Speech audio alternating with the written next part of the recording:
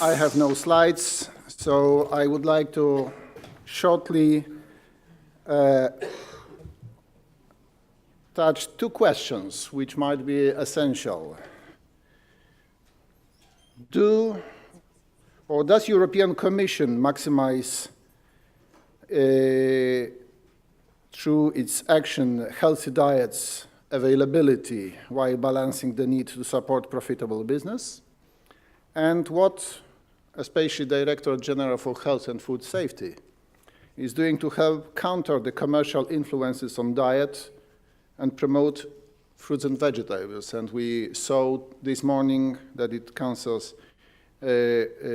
marketing, low-cost promotion of unhealthy food and drinks. But first, I would like to start with something different. Some months ago, Pope Francis announced that he will ban selling tobacco products in Vatican, just to increase the health level of collaborators, because we hardly can speak about inhabitants in Vatican. What happened? The same day, Deputy Head of European Union of Tobacco Producers, smiling, said, it is a legal product. So everybody from Vatican can go just around the corner to Rome and the first kiosk buy whatever he wants. This is the example how we live in Europe. Either we will do something at the European level or forget about any positive result. So health in all policies and multi-stakeholder approach is needed to effectively tackle the worrying decrease in fresh fruit and vegetables consumption. We need commitment from those sectors and those stakeholders that often have largest influence on the nutrition of us, our children. And the Commission has been resorting to collaborative platforms to increase cooperation with all stakeholders on a voluntary basis. It is with the member states in the high-level group on nutrition physical activity and with civil societies, the industry and NGOs in the EU platform for action on diet, physical activity and health. Another one, EU health policy platform created 3 years ago is one of the main communication channels between the European Commission and the health stakeholders. We have already nearly 4,000 users which are registered to the health policy platform working in or collaborating in 58 networks. These include health organizations, health experts from the member states authorities and Commission representatives. And I would like to encourage you to Google EU health policy platform, to go to this website, to see what's there and register and to participate actively or at least passively in the exchange of information, the EU health policy platform. Through this platform, the European Commission is inviting public stakeholders to submit initiatives for so-called thematic networks. The purpose of a thematic network is to produce so-called joint statement within 1 year from starting the network, summarizing the common position of a group of stakeholder or organization on a public health topic. DG Sante is pleased with the initiative from Aprifel Europe, the Association for the European Fruit and Vegetable Sector, which supports the European Commission and the Member States with the creation of a thematic network on fresh fruit and vegetables consumption. We hope that the final statement shall encourage the stakeholders community to join forces and support the Commission and Member States in the promotion of fresh fruit and vegetables. We look forward to see the joint statement being supported by the key stakeholders, associations such as consumers, supermarkets, health professionals, so all of us almost gathered this. So Mr. Philippe Binard, here in the first row, is present, please raise your hands. So everybody can go to the health policy platform online and learn what is the thematic network on fruits and vegetables consumption promotion, or ask Mr. Binard, and please support this online. Another useful tool for the communication and collaboration with the stakeholders set by the Commission are the webinars. Simple way of communication. This is a relatively easy way to meet and discuss a topic in more detail, especially as there is so much going on in the fields of nutrition and physical activity. Last month, we have organized one webinar on implementation of this school scheme on milk, fruit, and vegetables, which was already several times mentioned today. Another tool with a high potential for helping school children to eat healthier is a public procurement guidelines, which was mentioned today by our colleague from Joint Research Center.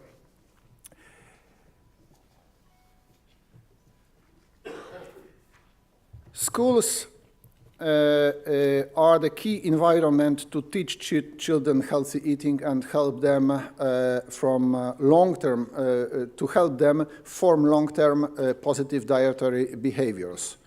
School-based interventions can reach large groups of children, as we know, of all social classes, and messages learned may be taken home to impact also behaviors in the family.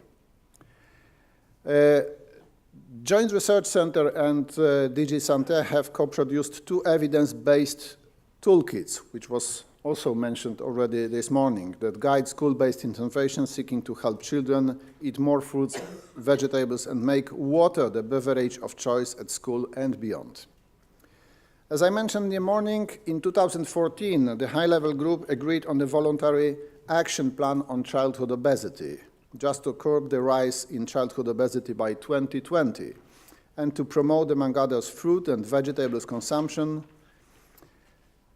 Fruit and vegetables production and variety is better provided if local productions remain available to consumers. The EU provides incentives to producers through a wide set of policies, like support to producer organizations, to organic agriculture, to rural development, or just to geographical denominations, just to keep producing in Europe.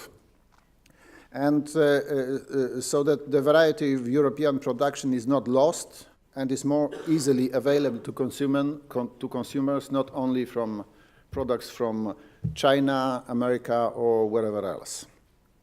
Taxation was mentioned today by our colleague from OECD.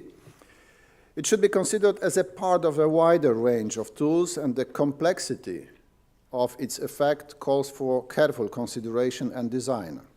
But the VAT directive already allows member states to tax fresh fruit and vegetables at a lower level than other foodstuffs if they so wish. So the current rules are set up at the minimum of 5%. Health authorities should encourage a healthy eating environment not only by delivering fruit, vegetables, and milk, but also take measures to ensure healthy choices in canteens, vending machines, school food programs, etc., as well as providing fresh water. One of the ways to make the healthy option the easier option is to reformulate the food products we all buy at our supermarkets. Reformulation removes excess sugars, salt, and fat from food products. It helps citizens of all social backgrounds to have healthier diets and supports innovative companies. I would like to draw your attention to the fact that, according to the findings, only 20% of people who read labels on of products understand what's in. 20% of those who read, how many do not read, we don't know. In 2019, a project will start to produce a snapshot of the nutritional quality of foods in the EU. It will inform authorities, consumers, and industry about the scope for improvements in food products. since what gets measured gets done, this can strengthen national reformulation initiatives and support consumer choice, innovation, and level playing field for industry. As I mentioned already, EU Platform for Action on Diet, Physical Activity and Health, where industry and NGOs are present, but also the main purpose is developing voluntary commitments in the field of nutrition to support WHO targets on non-communicable diseases. A practical outcome is that several industry members have committed to reduce added sugars by 10% by 2020, based on the Annex on Added Sugars as developed by the high-level group. Marketing is a key topic for healthy lifestyle, as we have seen today, especially for children. Any parent can immediately relate to the challenge of protecting children from inappropriate ads. And existing evidence on children's exposure to food marketing, especially online, is alarming. So a study on the exposure of minors to television and online marketing of foods high in fat, salt, and sugar started in 2018 as a collaboration between DG Sante and DG Connect, so two directorates general from the Commission. A mapping of initiatives to reduce marketing pressure and to identify best practices that the member states may wish to adapt or build on is to be produced by the Joint Research Center by the end of this year, if my colleague will confirm. Yes, thank you. These two initiatives will provide needed tools for the member states to use the full potential of the updated, I hope that by the end of this year will be adopted, the new Audiovisual Media Services Directive, such as EU voluntary codes to reduce the exposure of children to aggressive food marketing. Ambitious action on food reformulation and marketing reduction are among the best guarantees to maintain children's health and happiness and to contribute to improve their dietary habits. As I mentioned, in the platform for action on diet, physical activity and health, we cooperate with NGOs and the industry. There were more than 300 voluntary commitments have been implemented already. Members of the EU platform are running projects aiming at expanding the selection of fruit and vegetables in shops, providing information on fresh products consumption, and increasing public awareness. Currently, we have 24 commitments, active commitments on fruit and vegetables. DG Sante keeps urging the members of the EU platform to continuously stepping up their efforts to show that they are serious in providing healthy diets to all of us that are in line with the dietary guidelines, and that marketing actions on food high in fat, salt, and sugar targeted to our children are increasingly reduced. And finally, by making healthy options more affordable and attractive, they will become more accessible to consumers, including those with limited socio-economic means. What options? It might be making the default option, the healthy option default option, redesigning food displays, providing water at the tables, and also encouraging reformulation of less healthy food options and taking nutritional objectives into consideration when defining taxation, subsidies, or social support policies. Thank you.